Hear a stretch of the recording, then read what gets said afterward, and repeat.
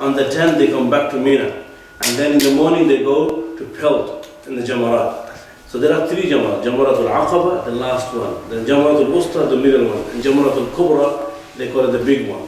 So there are three columns there where people go to Pelt, okay, in Jamarat. The last one is called Jamaratul Aqaba. So near there, the Prophet ﷺ, he met 6 people from Khazraj. 6 people from Khazraj, they are from Medina. So the Prophet met them there. When he met 6 men from Medina, from the tribe of Khazraj, the Prophet ﷺ wanted to speak to them. So he said to them that, would you allow me to speak to you? The Prophet ﷺ asked them.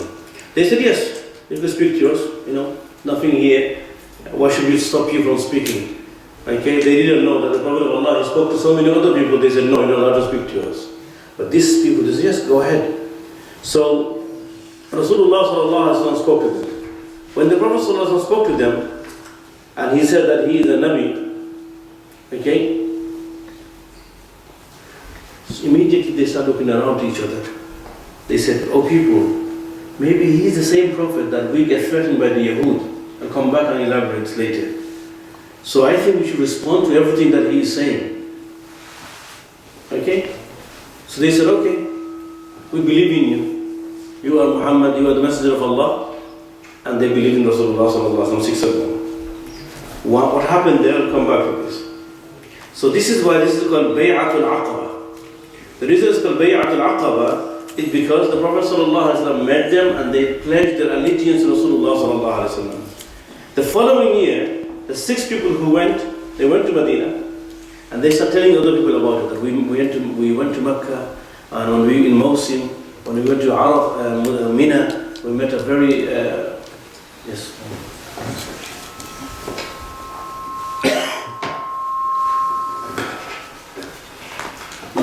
When we went to Mina, we met a very nice man, and his name is Muhammad. He's the Prophet of Allah. He spoke to us very nicely. He invited us, and we accepted Islam. And we should not be doubting him anyway, because the way he spoke to us. So, mashallah, in the following year, 12 people came.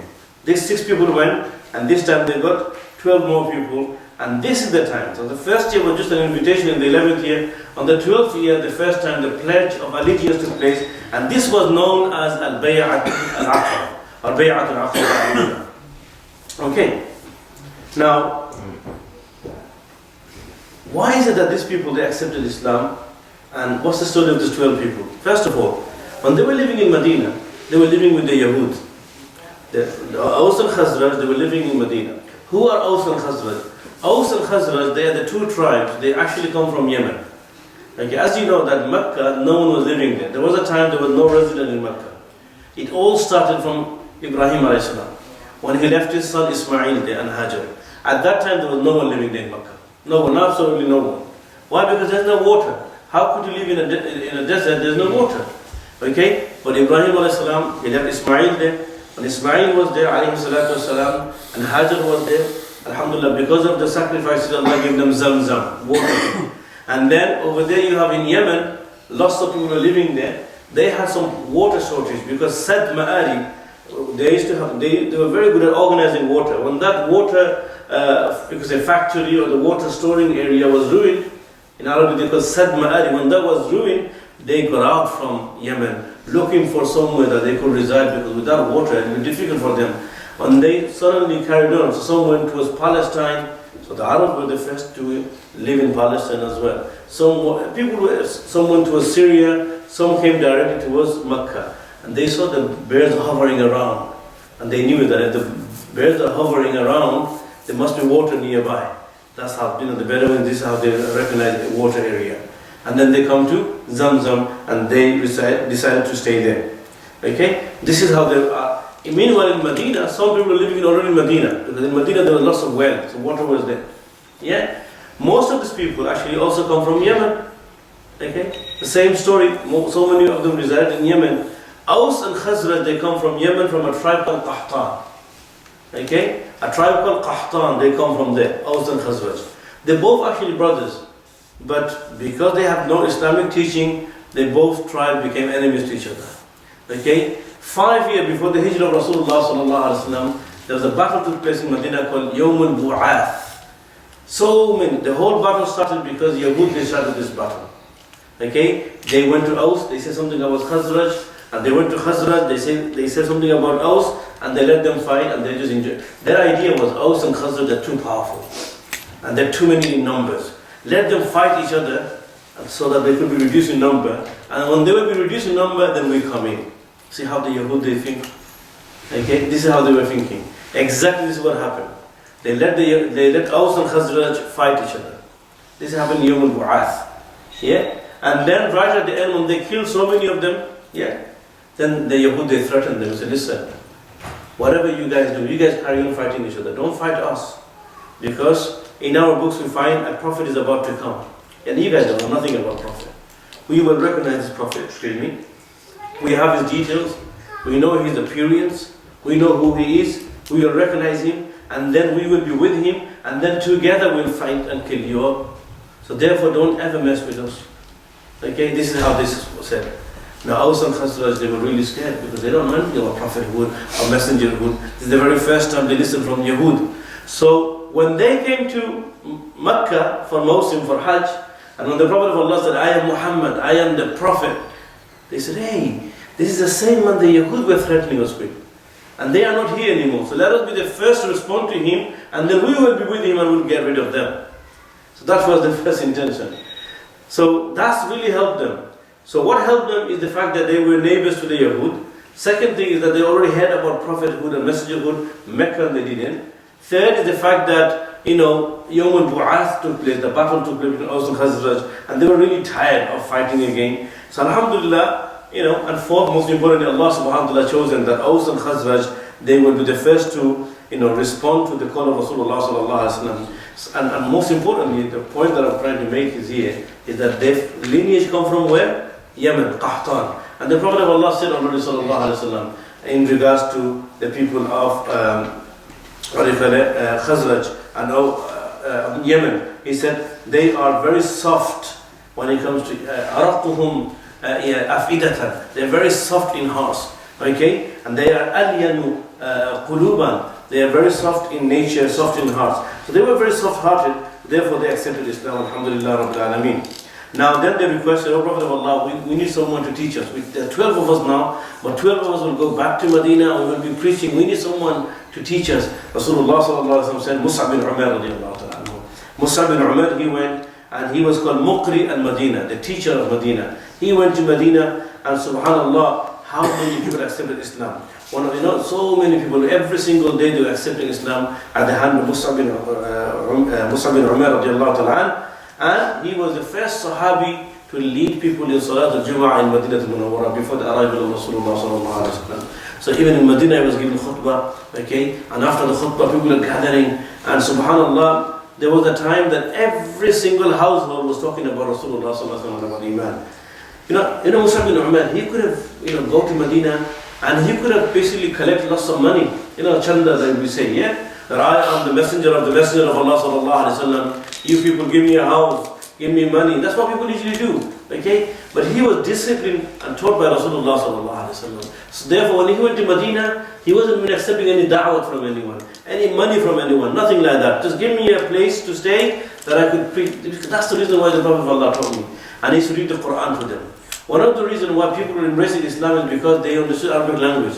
And Mus'ab bin Umar every single day was reciting the verses of Allah subhanahu wa ta'ala, Quran to them. And obviously, people used to, they were soft in heart, as the Prophet of Allah said, Aliyanu qulub, and the people of Yemen, and Al-Imanu Yamaniyya, wal-Hikmatu Yamaniyya. In another hadith, the Prophet sallallahu alaihi wasallam said, Iman is the Yemeni Iman. Wisdom is the Yemeni wisdom.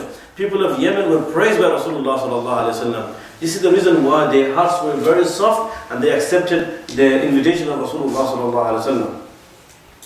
Now, moving on, the Prophet ﷺ also, he was aware of the fact that Aus and Khazraj they will be spreading, Iman and Islam. So he began to tell people slowly that a time is coming that we will be migrating to Medina al-Munawwara. One day, the Prophet ﷺ, he said, "Inni ra'aytu dara hijratikum that nakhlin." He said to his companions that I have already been shown in my dream the place that we will be migrating, subhanAllah. This is the 11 years of torturing the Prophet of Allah took in Mecca. But the Prophet of Allah said to Sahaba, don't worry, the good days are in front of us. I saw the area that we will be migrating. Yet it is a land of palm trees, okay, surrounded by the palm trees in between the two lavas, okay. Medina was naturally a fortress. The enemies, they can't come into Medina. To come to Medina is very difficult for them, because in one side you have all the palm trees, okay. In the other side you have the mountains and lava, and it's very difficult for the animals, especially for the camels or horses, to walk. This is the reason why, if you remember, we'll talk about inshallah later on, when we talk about the Battle of Khandaq, it was very difficult for the people of Khandaq, people to attack. That's why the only side was exposed was the northern area. And that's why the Prophet ﷺ and the Muslim, the whole Khandaq, the trench, okay, the digging of trench took place from the northern side. Yeah, because they can't come from the west or east, or they can't come from the behind as well, because there are people living there. The only northern side was exposed. That's why the whole the trenches, the digging took place from the front. Anyway, we'll talk about that inshallah later on. That's why the Prophet of Allah said that we're going to an area full of palm trees surrounded by mountains and lavas. So the Prophet ﷺ, he came, he's already told the companions. Then one day the Prophet ﷺ, he told the people that, you should go now. This is after the bay'ah took place, the second bay'ah took place. This time, subhanAllah, approximately 73 people came to meet Rasulullah sallallahu alaihi wasallam. Okay, they came. 73 men and 2 women came to meet Rasulullah sallallahu alaihi wasallam. Okay, and this time the Prophet sallallahu alaihi wasallam, he spoke to them. He gave them targheeb, he gave them, he admonished them. The Prophet sallallahu alaihi wasallam, he gave them, he taught them the teaching of Islam. And then the Prophet sallallahu alaihi wasallam, he chose 12 leaders. 9 were from Khazraj and 3 were from Aus, and that they will be the leaders, that in difference of opinion they will refer to them, and they will be the leaders of Rasulullah sallallahu alaihi wasallam. They've been appointed by the Prophet sallallahu alaihi wasallam, and he said that go back and carry on preaching. And then the Prophet sallallahu alaihi wasallam, the next year he told some of the companions that Inna Allah azza wa jalla qad ja'ala lakum ikhwanan wa daran ta'manuna biha. Now they said that Allah subhanahu wa ta'ala has created for you, has chosen for you some brothers, and Allah azza wa jalla has created for you an abode that you will find security there, so therefore go. And then the companions, they began to migrate to Medina to Munawwara. This is how all the migration took place. So in the 11th year, the Prophet of Allah, he met 6 people. On the 12th, to the 11th Nabuwah, the prophethood year. On the 12th year, the Prophet sallallahu alaihi wasallam, he met 12. Okay, on the 13th, this is the final year, when the Prophet ﷺ, he met 73 men and 2 women. And this time the Prophet ﷺ, he told them to go back. And a few months later, the Prophet of Allah said to the companions, start migrating to Medina to Munawwara, because we have ikhwan, we have brothers there. They are ready to embrace you, and you will find security there. And mashallah, the companions, they began to migrate to Medina to Munawwara. However, traveling to Medina wasn't easy. We think that they migrated, mashallah. It was so difficult because the Quraysh, they found out that the Prophet ﷺ is in contact with people in Medina. So every single day they are looking to find anyone because the only way to, it's like for example in London, if you want to get out and to go towards the north, then we get out of the area, we look for most likely M11, then M25, then we look for M1. Or sometimes you take A1 all the way, okay, or A406, then you take A1. Okay, there are certain areas of getting out. Okay, in Medina, in Mecca, there's only one way to get out. Okay, in Mecca, there's only one way to exit towards Medina. And they know this one. And therefore they used to wait there. Anyone comes there, they used to fight them, stop them, beat them up and stuff like that. It was very difficult to travel. So many companions went through so much trials and tribulations, subhanAllah. 2 stories here, the author of the book has written, Sheikh Abu Hassan Ali al-Nadwi, would like to share with you. One of them is the story of Abu Salama, radiallahu ta'ala anhu, and the second one is Suhaib, radiallahu ta'ala anhu. Abu Salama's one is very sad story, subhanAllah. Salama, she later on said that I don't think anyone went through the trouble that I went through, and the family of Abu Salama went through, but we complain only to Allah. What happened to him? Abu Salama, radiallahu ta'ala, he already went to Abyssinia with his family. So he is a man who done hijrah already. When he came back, he went through a lot of torturing again. And when the Prophet of Allah said that you're allowed to go to Medina, so he decided to take his wife, Salama, and that time they had another child, a young child. Okay, so three of them are traveling. He only had one camel. So what he did, he told his wife that you mount on it and have the baby with you as well, and I will drag the camel. And when I get tired, okay, we'll take rest. That's how we're going to travel to Medina. It's 10 days of journey, by the way, to get to Medina like that. It takes 10 days to get there, imagine, and it's across the desert. And it's a very difficult journey. Nowadays we sit in the coach, 4 hours you're there. As he was going, the family of Salama, they came and they said, you're not going anywhere. Okay, that's not the reason why you married to this family. If you decide to go to Medina, you will come with us. So basically Abu Salama's in-laws, okay, they came and they took the woman away. He said, you're not going anywhere. Now, Abu Salama's family, they said that if you're going to take her away, then you're going to give us back the baby. Both of this family have not accepted Islam. Okay, so they took the baby away. Now, Salama was dragged away from her husband and away from her son. Abu Salama doesn't know what to do because the child is taken away, the wife is taken away. The wife doesn't know what to do because her husband is taken away and the child is taken away. So Abu Salama decided that he's going to migrate to Medina. He will go there because the Prophet of Allah has commanded them to go to Medina. So if he follow the command of Allah subhanahu wa ta'ala, Allah will find a way. Look at his thinking. There's nothing else he could do. To migrate to Medina is a command of Allah Azza wa Jal, so therefore he traveled to Medina. As for Salama, she narrates her story, subhanAllah, she goes every single day. I used to come out from my house and I used to go to the same area where my child and my husband was taken away right in front of my eyes. And I used to go in the morning and I used to come back in the evening and I used to cry. There's nothing else I could do. Cry, and this is what I've done. 6 months she cried like that. Can you believe this one? 6 months, she doesn't have a child with her and she doesn't know anything about the husband. Did he make it to Medina? She doesn't even know that. It's not easy to get to Medina like that, across the desert. So she was like this one. One day, one of her family members, they decided, they said, you know what, if she carries on like that, she's going to lose her eyesight. She's going to become crazy. She's going to become mad. It's been 6 months now. So someone from her family, from Bani al-Mughira, from her family, they said that, you know what, she narrates her story. She goes that, فَرَأَى مَا بِي فَرَحِمَنِي. He saw what I was going through, so he had mercy on me. And he decided that he's going to speak to my family members. And they said that, you know what, let her go. Let her go. If she dies, she dies. But we can't keep her like that, She's an adult, she's a woman, she's got a child. Yeah? So they decided to let her go. When she was walking now, she's making dua that Allah, please give me back my child. Okay, somehow, Abu Salama's family found out that she is going towards Medina now. So they brought the child back and they gave the child back to her. Now the mother and the child have been reunited after 6 months. Okay, now she decided to go towards Medina. How can a woman, end of the day, she's a woman. And there are a lot of highway robbers and there were a lot of thieves and there are a lot of bandits that are waiting there, anticipating for her. They're going to, rape her. This is the situation of Medina before Islam. But she decided to go still because she goes, there is no point of me staying there. It's a command of Allah subhanahu wa ta'ala that we have to migrate to Medina to Munawwara. Bismillah, let us go there. Okay? So alhamdulillah, she decided to go. So a man by the name of Talha, Uthman ibn Talha, he was a mushrik. This is very important to point out. He wasn't a believer. Okay? He saw her. Uthman ibn Talha. Okay? He said that, إِلَىٰ أَيْنَ يَبْنَةَ أَبِي أُمَيَّةَ. Where are you going, O daughter of Abu Umayyah? She said, أُرِيدُ زَوْجِي بِالْمَدِينَةِ. I'm going to meet my husband in Medina. He's already there. أَوَمَا مَعَكَ أَحَدْ مَعَكِ أَحَدْ. Isn't there anyone else with you? You can't take this young baby and yourself 10 days journey to Medina. You can't do that. She said, La wallahi, illallah, wabni hada. I don't have anyone with me. I have Allah with me and this child of mine, but I'm going to go for it.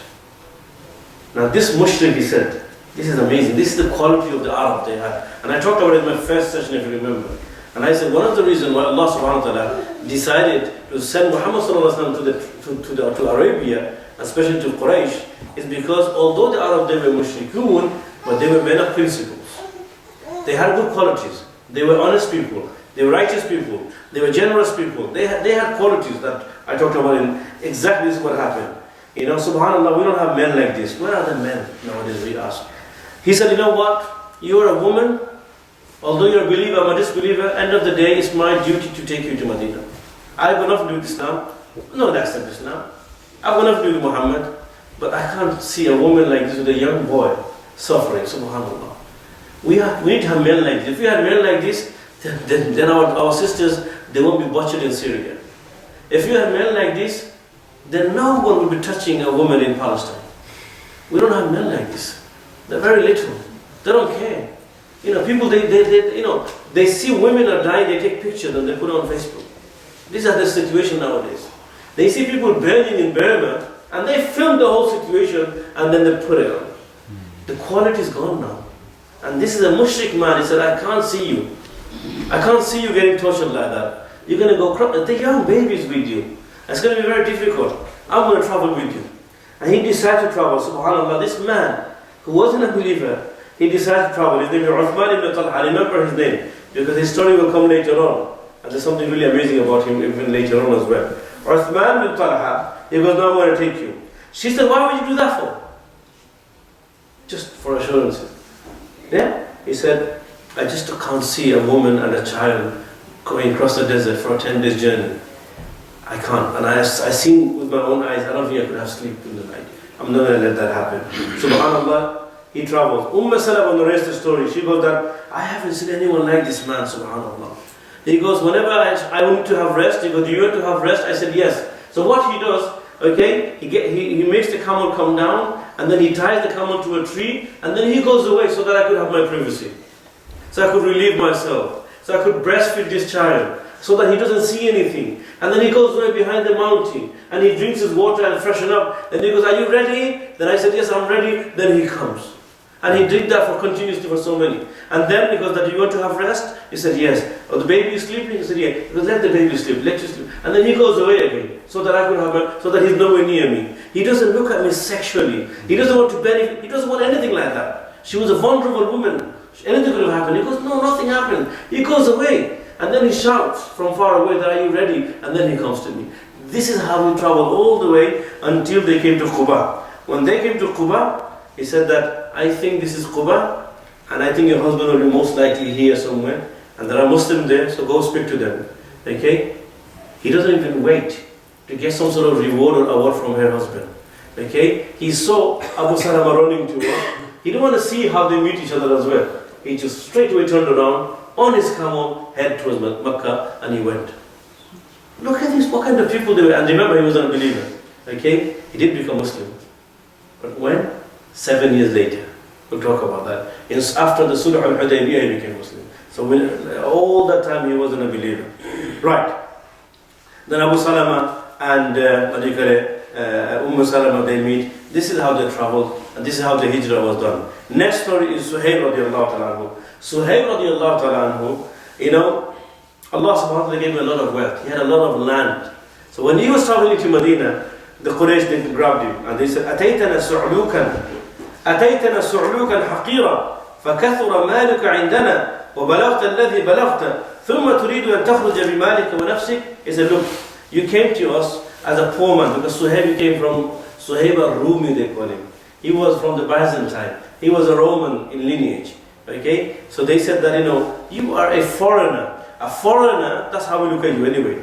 Okay, some say Suhaib, he wasn't a Rumi, he was an Arab in lineage, but the Romans actually bought him, okay, as a slave. Anyway, they said that you are a foreigner to us. And as a foreigner, you came to our land, and then we gave you the chance to do business and transaction. And now we got some possession of wealth. And okay, after you acquired wealth, now you want to take all this and go away? No, we will let you do that. He said, what do you want? Every single land that I own, do you want it back? Would you then let me go? He said, oh yeah. Definitely, if you're going to give us the money, because this is what the disbelievers, they want at the end of the day. You give them money, they'll do anything for you. Okay? They don't understand that the believers, it's not the money that makes them happy. When you say, La ilaha illallah Muhammad Rasulullah, that is what makes you happy. It's not the money that makes you happy. It's not the palaces. But the disbelievers, they find it very difficult to understand that. They just realize that everything the Muslims are doing, there's some money behind it. Okay? Imam al-Ghazali rahimahullah ta'ala, when he was teaching in Madrasa Nizamiyya in Baghdad, okay, this is the top position that any scholar could get. He was basically the professor, the chief professor in Madrasa Nizamiyya. And the Madrasa Nizamiya is being looked after by the state. Okay, so the highest salary anyone could get is the professor of Madrasa Nizamiya. And Imam Ghazali got that at the age of 35. Okay, so to understand what is it to be like the Mudir, the head of Madrasa Nizamiya, let me give you an example. If Imam Ghazali were to come to a gathering and the Sultan, the Amir al-Mu'mineen, the Abbasid Khalifa was giving a lecture, he got to stop lecturing. He got to stop lecturing. He has to make sure that Imam Ghazali got a place, and then he will ask him that, can I continue? Then he will continue. This is the protocols. Okay? However, when Imam Ghazali is giving a dars, and the Sultan enters the gathering, he needs to sit down wherever, and he's going to continue. That's the status Imam Ghazali had. Okay? This is Imam al-Ghazali rahimahullah ta'ala, born in 505 Hijri, died in 550. Okay, we are talking about him. Imam al-Ghazali rahimahullah ta'ala, he had that position. He's got the, the transportation, he's got the house, everything like that. Imam al-Ghazali rahimahullah ta'ala, a few years later, he goes, this is not the way I should be living. No. And he spoke to himself, he said that, I need to sort myself out. I love those days when I used to go through difficult times. This is not the way I should be living like that. And then he goes that he said to himself that he had a negative impact on me. The khushu' in salah and the devotion and the sincerity. I became so popular that all the royal families, prince and the princess were coming to my dars. And everyone leaving hadayah for me as well. I realized that there's something wrong with me. I decided to go on a i'tikaf. I need to go and in seclusion and get this iman back. The taste of iman is going away from me. I'm like a torchlight. That I'm giving light to everyone, but inside I have the darkness. So I was giving everyone light, but inside me it was all dark, like a torchlight. Okay, it gives light, but inside is dark. Because I was just like that. Look at you give an example so that we understand. Anyway, the reason I'm mentioning his story because Imam Ghazali goes that when I was leaving, everyone in Baghdad, most of them, they did ghiba about me. They were backbiting. No one could ever thought for one moment that I could be leaving for a religious reason. Everyone thought I'm going somewhere else for more money. Because it's all about money at the end of the day. Because you can't, such a high job, such a tough, such a high post is leaving that, has to be some. Imam Ghazali goes, no one, I couldn't find anyone who could ever think that I'm leaving for a religious reason, for me to make myself better. For a spirituality. No one. Everyone thought there's some money behind it. He's going to Syria because the Sultan of Syria will give him more money and stuff like that. They don't know that I don't even know where I'm going. Oh yes, he did went to Syria and he went and he spoke to the Imam that can I stay in this room? There was a room there, okay, in the minaret. Can I just stay there? They said, what are you going to do there? No one lives there. He said, I just want to do i'tikaf. And just to go there. For 2 years he stayed there. And after that he went to Palestine. In Masjid al-Aqsa, okay, he went there, and where he stayed there, now they have a house there. I just came back from Palestine last night, by the way, so everything is fresh in my eyes, okay. I went to his house where Imam Ghazali wrote Ihya Ulumuddin, okay. First part was written in Umayyad Masjid, where I studied there, in 2002, and then Allah took me to Palestine. I just returned yesterday when the other house I saw Imam Ghazali, where he finished the other part of Ihya Ulumuddin. And he just lived like that. No, everyone thought the money involved in there. So anyway, the point that I'm trying to make here, this is exactly what happened. Okay, the disbelievers, they believe that money is the only thing that gives you success. If you don't have money, there is no success. Okay, they don't understand this. That subhanallah, we have people, they are very poor, but they are very happy. Why? Because money doesn't make you smile. It's the iman, the faith that makes you smile. So Suhaib radiallahu ta'ala, he had lots of land. And you believe it, you go 4 houses. And you have to migrate. They said, you know what, I'm willing to let you migrate. He goes, take my 4 houses. It's all yours now. Would you then let me go? They said, yes. Then we'll let you go. And subhanAllah, he gave all his land to them. And they said, oh, you can go now. They're very happy. Now they're saluting him as well. They're making way for him as well. It's okay, you're allowed to go. Okay, someone stopped him and said, hey, let him go. So he's allowed to go. Because they got land now. Okay? The Prophet ﷺ heard about this. Obviously, what would be hidden from Rasulullah ﷺ? Allah tells him everything. The Prophet ﷺ heard about it. Suhaib doesn't know. Okay, the very first time when Suhaib and the Prophet of Allah ﷺ had eye-to-eye contact, the Prophet ﷺ said to him this. He said, Rabiha Suhaib, Rabiha Suhaib. The business and transaction Suhaib did, it was very successful. It was very successful. Because of this land, Allah gave him land in Jannah. What more do you want? So the Prophet already said that Rabbi Suhaib, Rabbi Suhaib. So the Prophet Allah was talking about this, Suhaib didn't know. He said that I know what Suhaib did, telling him that he is successful. And when the Prophet met him, he reminded him again that what you done was fantastic. Anyway, this is how the people have to travel. They have to sell everything, they have to get rid of everything, they have to go in secret, they have to go through torture. This is how the companions, they travel. Anyway, at the end, we only have Umar ibn Khattab has traveled, Talha has traveled, Hamza, Zayd ibn Haritha, these are very close to Rasulullah sallallahu alaihi wasallam, yeah? Abdurrahman bin Auf, Zubayr ibn Awam, Abu Hudayfa, Uthman ibn Affan, and many other companions, one after another, they traveled. Who remained in Mecca? The following people. Rasulullah sallallahu alaihi wasallam, Ali radiallahu ta'ala anhu, Abu Bakr radiallahu ta'ala anhu, and some other Muslims that they couldn't get out because they've been captured, or they're under house arrest. They couldn't get out, okay? And everyone else have already left now. So, the Quraysh, they decided that sooner or later Muhammad will be going as well. We need to do something about this. So they got together in one house and they decided, subhanallah, to assassinate Rasulullah sallallahu alayhi wa sallam. وَمَكَرُوا وَمَكَرَ اللَّهِ. They made a plan. Allah subhanahu wa ta'ala also made a plan. وَاللَّهُ خَيْرُ الْمَاكِرِينَ. Allah subhanahu wa ta'ala is the best of planners. What happened? How did they fail assassinating Rasulullah sallallahu alayhi wa sallam? And how did the Prophet of Allah sallallahu alayhi wa sallam travel to Medina to Munawwara? Inshallah ta'ala we'll talk about that in our tomorrow's dars, inshallah ta'ala, at the same time. Okay, don't forget, our dars will be now in the month of Ramadan, every day, every Mondays and Tuesdays, sorry.